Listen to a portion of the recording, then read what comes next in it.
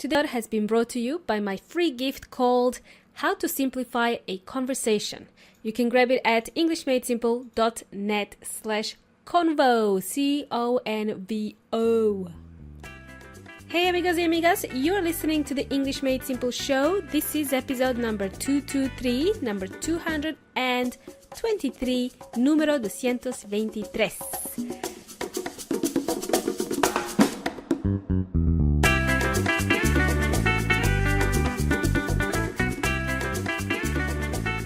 Welcome boys and girls, welcome everybody, welcome to today's episode of the English Made Simple show. My name is Milena and this is episode number 223, and in today's episode we are going to learn how to feel less anxious when initiating or starting conversations with other English speakers.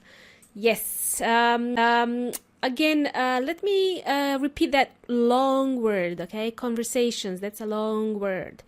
The word conversation or conversations, such a long word to spell. And as I said in my last episode, it's really a nightmare to spell. That's why I like to write convo for short. C-O-N-V-O. Convo. It's slang for conversation, okay? And if you go to englishmadesimple.net/convo, you might discover something in there. It's an audiobook about how to simplify a conversation that I prepared just for you to help you start conversations wherever you go, wherever you may roam. I think I used that last time.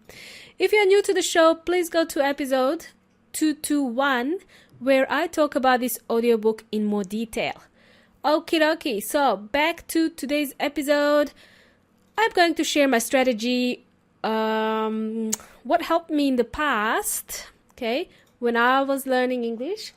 It's a strategy of what I would do before I would go somewhere, like an event or something like that, where I would have to speak in English or talk to other English speakers. But before I share my strategy with you, amigos y amigas, what about you? What about you? What about yourselves? What would you do to better prepare yourself before having conversations or making conversations with other English speakers? Do you do anything to prepare? Do you do like 5-star jumps or something on the spot? Do you run on the spot? That helps sometimes. Okay, so I'm just wondering if you do anything special before engaging in conversations with others. I guess it depends. It depends on whether you're going to a formal event or something more informal. So something more informal, like an informal occasion, you would probably wing it. Wing it, it's an expression. It means not really prepare that much, right? You can wing a lot of stuff. Meeting with people you're familiar with, you don't really need to plan, right? With your friends, somebody you already know, you've met before, you don't really need to plan, right? The expression I used before was wing it. To wing it means just go with the flow. Again, that's another expression, go with the flow. Basically, go unprepared without any planning. You will deal with any issues if they arise as they come. So you will deal with issues as they come, or any surprises, I should say, not really issues. If there are any surprises, you will just, deal with it when it happens. Well, if it were me 20 years ago, I would still have a plan, even when I'm out meeting with people I have met before, familiar people. So I would still have a plan before going out and speaking with anybody in English. So I call it planning. That's my strategy. I plan before I go out. So I call it planning. My husband calls it obsessed.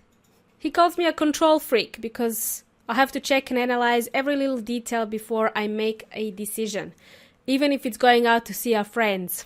I like to be prepared, I don't want to be uncomfortable around people or be uncomfortable somewhere in a new environment. So that's just me. So back to you, amigos y amigas. Do you do anything to help you yourself feel comfortable before you go anywhere where you would have to speak in English? Do you even bother doing anything? By planning, what I mean, I don't mean spend all day analyzing and planning your trips. I don't mean that. No. I mean keep it simple and easy, okay? In my audiobook, How to Simplify Conversations, I touch on something called conversation game plan. Let's call it the plan. The plan. So you don't need to spend all day planning. All you have to do is be able to answer 4 questions. That's my strategy. Answer these 4 questions. The following questions will help you with setting your conversation game plan. These 4 questions I call the 4 W's. Who, what, when, and why. The 4 W's. Who is hosting the event? What kinds of people are going? When is it? And what's the schedule? And why? Why are you going? That's more for yourself. Why are you going there? As you can see, this would take you less than 20 minutes to figure out if you have to answer these 4 questions. You can even do it in your head. You can answer it. You don't need to sit all day planning and analyzing.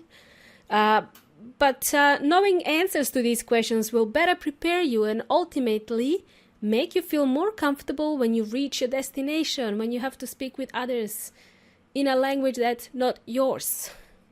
So if you're going to an event, you'd want to find out more information about the host, the event itself, and you would also need to ask yourself, should you go or should you stay at home and watch Netflix? Okay? You need to ask yourself, why are you going to this place?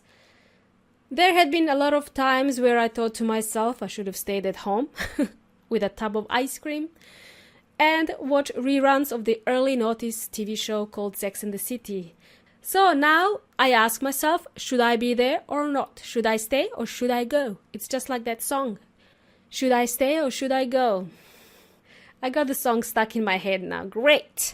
So should I stay or should I go? What do I get out of it? Is my time better spent relaxing at home than being at this event? If you are just going to attend a random meetup group, then maybe it's a good idea to check the location details. You can also see who is attending the meetup. You can also see who is hosting the meetup. If you're just looking to meet new friends, let's say you're in a new country somewhere, and you just need to meet new friends, or if you don't have any friends and you want to meet new friends, okay, then I'd recommend you check out meetup.com in your local area. You can have a look at any meetup before you even leave your home. You can answer all those questions in like 5 minutes and make a quick decision. So the 4 questions you would need to answer for yourself are who is hosting the event, what kinds of people are going, when is it, what's the schedule, of course, typical, and why are you going? Speaking from my personal experience, being prepared before your event, I call it an event, just, during this episode, but I mean to say any occasion, okay? So, being prepared before your event, being prepared for any occasion will make you feel less anxious about going there. So that's from my personal experience. You would feel double anxious if you just showed up and didn't have a clue who'd be at the event. At least if you have access to the attendees list, like the one on the Meetup website, you can instantly learn about the people who'd be there, and you can even choose who you would be keen to chat with. You can have a look at people before you even set foot at the event. For me, it's not knowing the language that stresses me out. It's more to do whether I would have anything in common with people I meet wherever I go. I used to attend meetup groups in Santiago de Chile with my limited Spanish, and I survived. And I met a lot of cool people while I was there. Not just that, I even started to feel more comfortable with my Spanish because I was comfortable being around those people. So the more often I went, the more comfortable I started to feel. So it didn't really matter how my Spanish sounded. I had basic Spanish at the time. I felt comfortable in that environment. I wasn't anxious anymore, and I was open to speaking more in Spanish. So you see what I'm trying to get at here? I hope you get my meaning. That is really my strategy for not feeling anxious when I'm attending events. I get anxious easily. I like to check things beforehand. I like to plan before I do anything. The best thing to do is create your own meetup group, okay? If you're really keen, then you don't really need to worry about those questions that much because you will have control. If you create your own meetup group, you'd be more in control of the location of the group and who the group is for, what kind of people you would want to attract to the group, and so on. So that's another tip that I just wanted to share with you. And there we have it, boys and girls. There we have it. We have approached the end of today's show. If you'd like to know more about the conversation game plan and other things like conversation starters, you know, what type of questions you're going to ask when you finally reach your destination, when you finally go to the event, then don't forget to go to englishmadesimple.net/convo, CONVO, to get more details. Thanks for listening. Thanks for listening, amigos y amigas. You've been an awesome audience. You've been jamming with Milena from English Made Simple. Until next time, hasta la próxima.